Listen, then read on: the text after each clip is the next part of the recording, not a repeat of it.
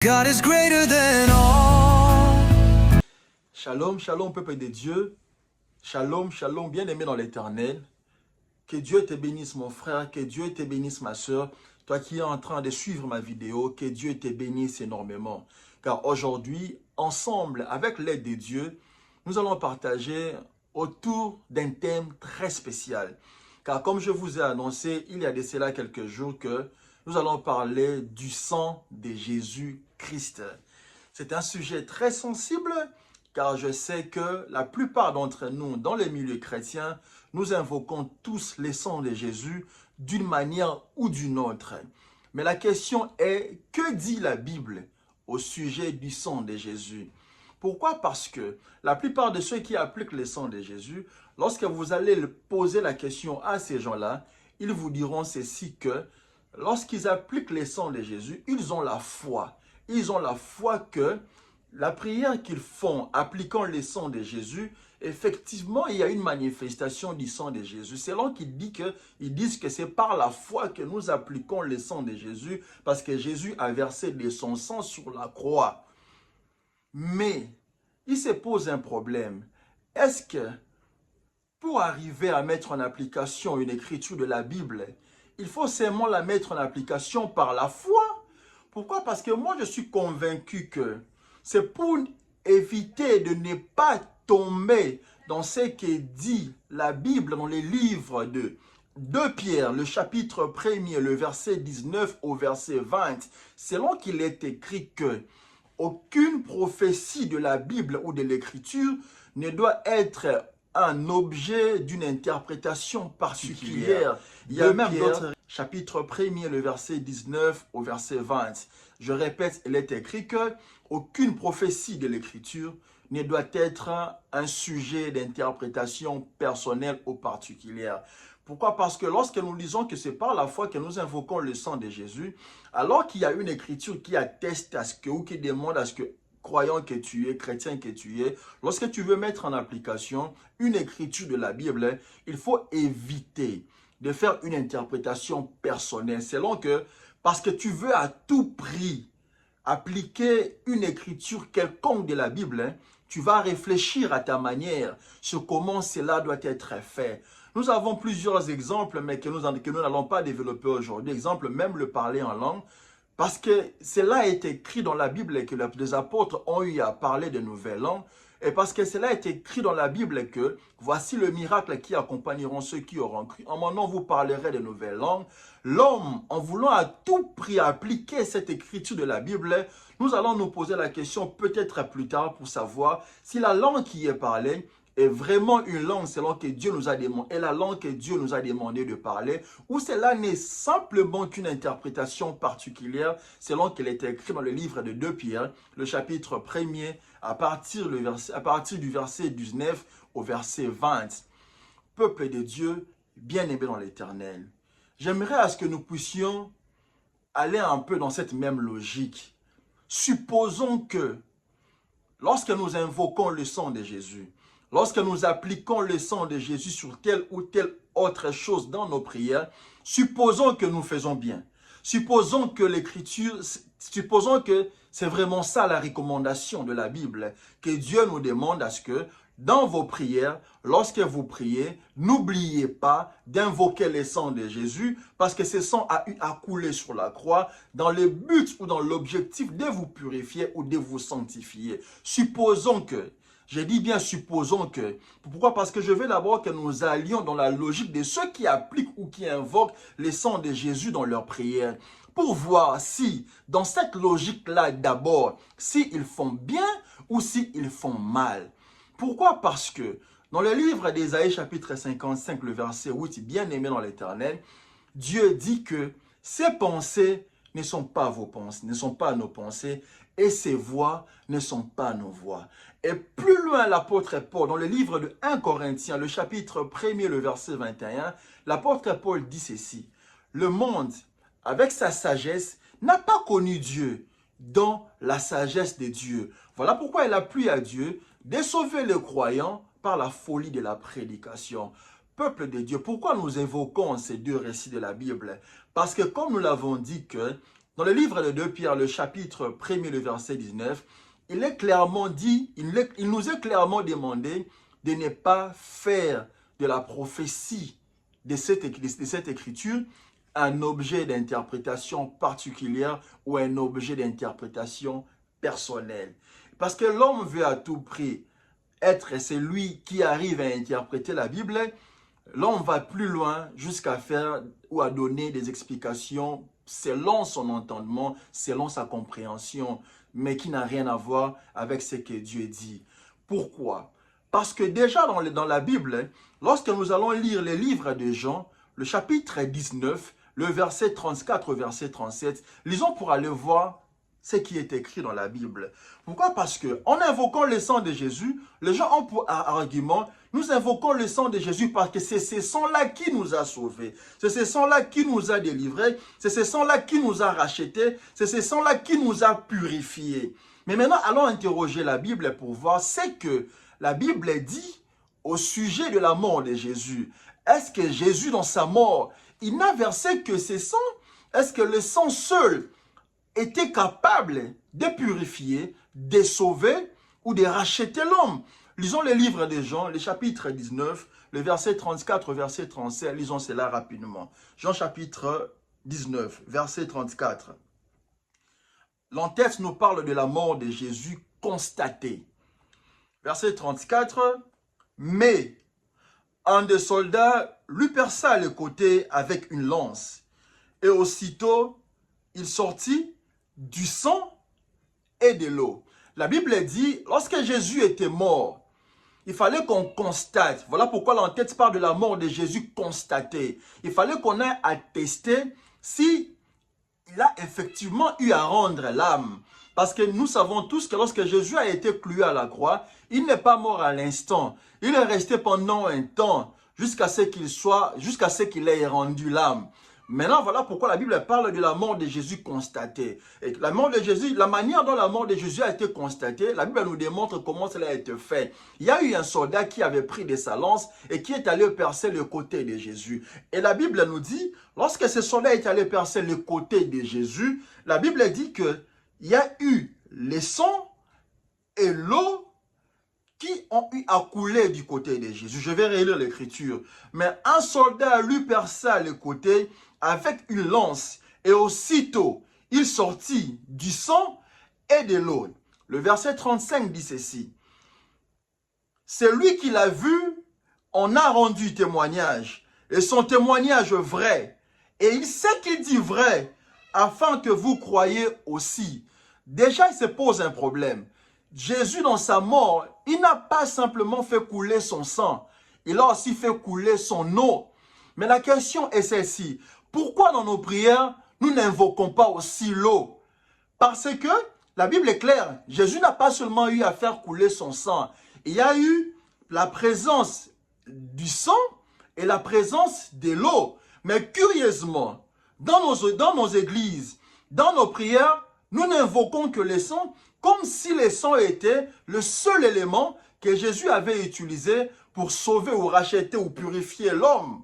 Déjà, il se pose un problème dans la mesure où notre manière de faire est vraie. Cette manière d'invoquer le sang de Jésus, cette manière d'appliquer le sang de Jésus dans nos prières, déjà, se pose un problème parce que nous ne respectons même pas l'Écriture. L'Écriture dit que Jésus n'a pas seulement versé le sang, mais Jésus a versé et l'eau et le sang. Donc, s'il faudrait invoquer ou appliquer quelque chose dans nos prières, nous devrions invoquer non seulement le sang, ou nous devrions appliquer non seulement le sang, mais nous devrions aller appliquer et le sang et l'eau de Jésus. Parce qu'au côté de Jésus, il y a eu la présence de l'eau et du sang. Et dans le verset 35, il y a quelque chose de très important où il est dit, c'est lui qui l'a vu. On parle de ce soldat qui avait percé le côté de Jésus. En perçant, il a constaté, il a vu. Celui-là a réellement vu qu'il n'y avait pas seulement du sang. Et la Bible dit, il en a rendu témoignage. Et son témoignage est vrai. Et il sait qu'il dit vrai afin que vous croyiez aussi. Bien-aimé dans l'Éternel, à partir du moment où il est écrit que celui qui avait percé le sang de Jésus a eu à rendre témoignage de ce qu'il a vu, la Bible insiste disant que son témoignage est vrai. Donc, on peut facilement déduire que en invoquant que le sang de Jésus, nous rendons faux les témoignages de ces soldats qui avaient percé le côté de Jésus. Donc toi qui invoques le sang de Jésus, toi qui n'invoques que le sang de Jésus, dans la mesure où invoquer le sang de Jésus est vraiment la recommandation de Dieu selon les Écritures, sache que tu fais déjà mal. Parce qu'il aurait fallu que tu n'invoques pas seulement le sang de Jésus, mais il aurait fallu que tu invoques le sang et l'eau de Jésus, parce que Jésus, à la croix, lors de sa mort, il n'a pas seulement versé le sang, mais il a aussi versé l'eau. Voilà, comme je vous ai dit, lorsque tu n'invoques le sang de Jésus, tu rends faux le témoignage de ce soldat qui a percé le côté de Jésus. Selon qu'il est écrit, c'est lui qui l'a vu, on a rendu témoignage, et son témoignage est vrai, et il sait qu'il dit vrai, afin que vous croyiez aussi à ces choses. Déjà, il se pose un problème. Et toi, pourquoi tu n'invoques le sang de Jésus? Pourquoi tu n'as jamais invoqué l'eau de Jésus? Pourquoi on ne t'a jamais enseigné d'invoquer aussi l'eau de Jésus? Pourquoi on ne t'a jamais rappelé que Jésus n'avait pas seulement versé son sang, mais Jésus avait aussi versé l'eau? Et cela est attesté dans le livre de 1 Jean, le chapitre 5, à partir du verset 6. Nous lisons au nom du Seigneur Jésus-Christ. 1 Jean, le chapitre 5, le verset 6. Je lis au nom du Seigneur Jésus-Christ. C'est lui Jésus-Christ qui est venu. C'est lui Jésus-Christ qui est venu avec l'eau et du sang. Non avec l'eau seulement, mais avec l'eau et avec le sang. Donc Jésus, dans sa mission déjà à la base, lorsqu'il a été envoyé par Dieu, selon qu'il est dit que car Dieu a tant aimé le monde, qu'il a donné son Fils unique, afin que quiconque croit en lui ne périsse point, mais qu'il ait la vie, Jésus, en venant déjà, il savait que pour le salut de ce peuple, pour le rachat de ce peuple, pour la purification de ce peuple, le sang seul ne suffirait pas. Voilà pourquoi en venant, il est venu avec le sang et l'eau. Mais nous maintenant, parce que nous voulons à tout prix plaire aux gens, parce que nous voulons à tout prix plaire à cette personne, nous nous mettons à dire des choses sans vérifier la Bible. Et pourtant la Bible elle est claire. 1 Jean chapitre 5 le verset 6, je relis. C'est lui Jésus-Christ qui est venu avec l'eau et du sang. Non avec l'eau seulement, mais avec l'eau et avec le sang. Et c'est l'Esprit qui rend témoignage, parce que l'Esprit est la vérité. Peuple de Dieu, bien-aimé dans l'Éternel, Jésus, pour racheter son peuple, il n'est pas seulement venu avec le sang. Mais pourquoi toi tu n'invoques le sang? Alors que la Bible elle est claire, à la mort de Jésus, à sa mort, le sang et l'eau ont coulé. Et dans le livre de 1 Jean, le chapitre 5, le verset 6, nous descendons, il est très bien et clairement attesté que Jésus n'est pas seulement venu avec l'eau seulement, mais il est venu avec l'eau et avec le sang. Et lorsqu'il est mort, c'était l'heure de l'Esprit, selon qu'il est écrit. Et c'est l'Esprit qui rend témoignage, parce que l'Esprit est la vérité. Car, le verset 7, il y en a trois. Car il y en a trois qui rendent témoignage. Le verset 8. Quelles sont maintenant ces choses qui rendent témoignage? Allons les lire dans le verset 8 du livre de 1 Jean, chapitre 5, verset 8. Car il y en a trois qui rendent témoignage. L'Esprit, l'eau et le sang. Et les trois sont d'accord. 1 Jean chapitre 5, le verset 8. La Bible elle est claire et dit qu'il y en a trois qui rendent témoignage. Selon que le soldat, en perçant Jésus, il a vu la présence des deux éléments, l'eau et le sang, et la Bible a dit qu'il en a rendu témoignage. Et ici aussi, il est attesté qu'il y a maintenant trois choses qui rendent témoignage. Trois choses qui rendent témoignage, je m'excuse. Nous avons l'esprit, nous avons l'eau, nous avons le sang. Et la Bible a dit que les trois sont d'accord. C'est-à-dire, tu ne peux pas dissocier l'eau du sang, ou dissocier le sang de l'eau, ou dissocier l'esprit du sang, ou dissocier l'esprit de l'eau. Peuple de Dieu, bien-aimé dans l'Éternel, comme nous étions en train de dire, lorsque nous dissocions ou nous enlevons un élément entre l'eau, le sang et l'esprit, c'est rendre les témoignages faux. Parce que dans le livre de 1 Jean, le chapitre 5, le verset 6, nous descendons, la Bible est claire disant que Jésus est venu, non pas avec l'eau seulement, mais il est venu avec l'eau et le sang. Non pas avec le sang seulement, mais il est venu avec l'eau, le sang et l'esprit. Et les trois sont d'accord. C'est-à-dire que les trois vont de pair. Tu ne peux pas invoquer le sang de Jésus et omettre d'invoquer l'eau, et oublier d'invoquer l'eau. Tu ne peux pas invoquer le Saint-Esprit ou l'Esprit et ne pas invoquer le sang et ne pas invoquer l'eau. Et ne pas invoquer l'eau. Donc, s'il faut invoquer, comme je vous ai dit, si je dois rester dans votre logique, si nous devons invoquer, alors invoquons l'eau, invoquons du sang et invoquons l'Esprit. Si et seulement si aussi la Bible nous demande d'invoquer. Parce que ça, c'est une autre question. Parce que nous devons savoir, comme je vous ai dit, que nous ne devons pas faire de ce qui est écrit dans la Bible un objet ou un sujet d'interprétation particulière. Maintenant, si la Bible ne parle pas d'invoquer, pourquoi est-ce que nous invoquons? Pourquoi est-ce que nous allons dans nos prières appliquer le sang de Jésus? Et pourtant, la Bible, elle est claire. Elle ne nous demande pas d'invoquer. Elle ne nous demande pas d'appliquer. Quelqu'un, alors que je parlais avec quelqu'un, elle a dit que dans le livre, nous invoquons le sang de Jésus. Pourquoi? Parce que les enfants d'Israël, avant leur sortie du pays d'Égypte, Dieu leur avait demandé de tuer un agneau mâle sans tache, sans défaut d'une année. Et ils avaient pris le sang de cet agneau. Ils ont appliqué le sang de l'agneau au poteau et au linteau. Voilà pourquoi dans nos prières, nous croyons que cela est vrai. Nous aussi, nous allons appliquer. Mais il se pose un problème. Lorsque les enfants d'Israël ont appliqué le sang des poteaux et au linteau, c'est parce qu'il y avait une recommandation. C'était ça la recommandation de Dieu. C'était ça qu'il fallait faire par rapport au sang de l'agneau qu'on devait tuer. C'était la recommandation stricte de Dieu. Dieu a demandé aux enfants d'Israël d'appliquer le sang. Mais par rapport, Dieu a demandé aux enfants d'Israël d'appliquer le sang de l'agneau. Un agneau sans tache, sans défaut. Maintenant, par rapport au sang de Jésus, bien qu'il est appelé agneau de Dieu, est-ce que la recommandation est d'appliquer aussi le sang de Jésus? C'est là la grande question. Pourquoi? Parce que dans le livre de Jean, le chapitre 15, le verset 14, Jésus dit ceci. « Vous êtes mes amis lorsque vous faites ce que je vous commande. » Est-ce que appliquer le sang de Jésus, c'est ça la recommandation de Jésus au sujet de son sang? Parce que nous devons aller interroger la Bible, savoir ce que dit Jésus lui-même au sujet de son sang. Parce que je ne pense pas que, parce que les enfants d'Israël, dans le livre d'Exode, ont y appliqué le sang de l'agneau au poteau et au linteau, la même recommandation qu'ils ont eue alors qu'ils voulaient sortir d'Égypte, c'est la même recommandation au sujet du sang de Jésus. Que dit maintenant Jésus au sujet de son sang? Est-ce que Jésus nous a demandé d'invoquer son sang? Si Jésus nous a demandé d'invoquer son sang, alors gloire à Dieu. Mais si Jésus lui-même, propriétaire de son sang, ne nous a pas demandé d'invoquer son sang, pourquoi invoquons-nous cela? Pourquoi nous, aujourd'hui, nous invoquons le sang de Jésus?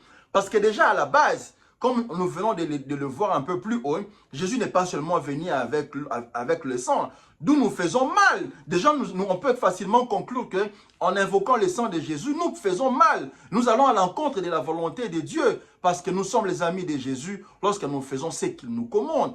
Parce que déjà en invoquant, nous omettons le sang, nous omettons l'esprit.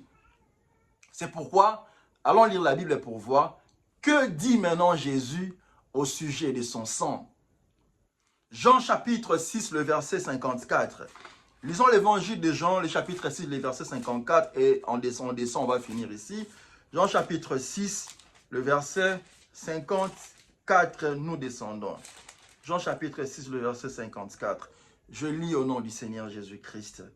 Verset 54. Jésus dit, « Celui qui mange ma chair et qui boit mon sang a la vie éternelle. Et je le ressusciterai au dernier jour. » Ça, c'est la recommandation de Jésus, lui-même Jésus, au sujet de son sang. Jésus dit qu'il faut manger sa chair et qu'il faut boire son sang. Jésus n'a pas dit qu'il faut manger ma chair et qu'il faut invoquer mon sang. Non, non, non, non. Mais il a dit qu'il faut manger sa chair et qu'il faut boire son sang. Dans la recommandation, au sujet du sang de Jésus, Jésus lui-même nous montre la recommandation noir sur blanc que ce n'est pas d'invoquer, ce n'est pas d'appliquer, mais c'est de boire. Nous descendons, le verset 53, « Car ma chair est vraiment une nourriture et mon sang est vraiment un breuvage. Celui qui mange ma chair et qui boit mon sang demeure en moi et je demeure en lui. Comme le Père est vivant, comme le Père qui est vivant m'a envoyé et que je vis par le Père, ainsi celui qui mange vivra par moi. C'est ici le pain qui est descendu du ciel.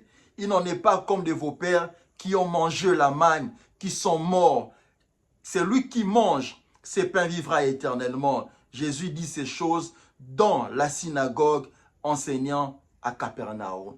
Peuple de Dieu, bien-aimé dans l'Éternel, nous venons de voir que la recommandation de Jésus lui-même au sujet de son sang n'est pas d'invoquer son sang, mais c'est de boire son sang. La question est, comment boire le sang de Jésus? Pour cette question, si tu veux une réponse, alors écris-moi en commentaire, écris-moi en privé, alors je te montrerai comment boire le sang de Jésus. Parce que Jésus est vivant et la Bible dit qu'il est le même hier, aujourd'hui et éternellement. C'est-à-dire, de la même manière que son sang a coulé, son sang continue à couler. Et parce qu'il faut boire son sang, nous pouvons boire encore son sang aujourd'hui. Si tu n'as pas compris la révélation de Dieu, il faut venir, je te montrerai comment boire le sang de Jésus. Ne reste pas concentré, ne sois pas orgueilleux, disant que moi je connais déjà tout. Non, viens découvrir la pensée de Dieu. Car comme il est écrit, les pensées de Dieu ne sont pas les pensées de l'homme. Ésaïe 55, le verset 8. Toi qui m'as suivi, que Dieu te bénisse. J'attends de te lire en commentaire et j'espère que tu as compris que le sang de Jésus n'est pas un sujet à invoquer, mais c'est un sujet à boire. Bye bye. À nous revoir à la prochaine. C'était votre frère Gaël Niati Yamba Yamba. Que Dieu te bénisse. Bye.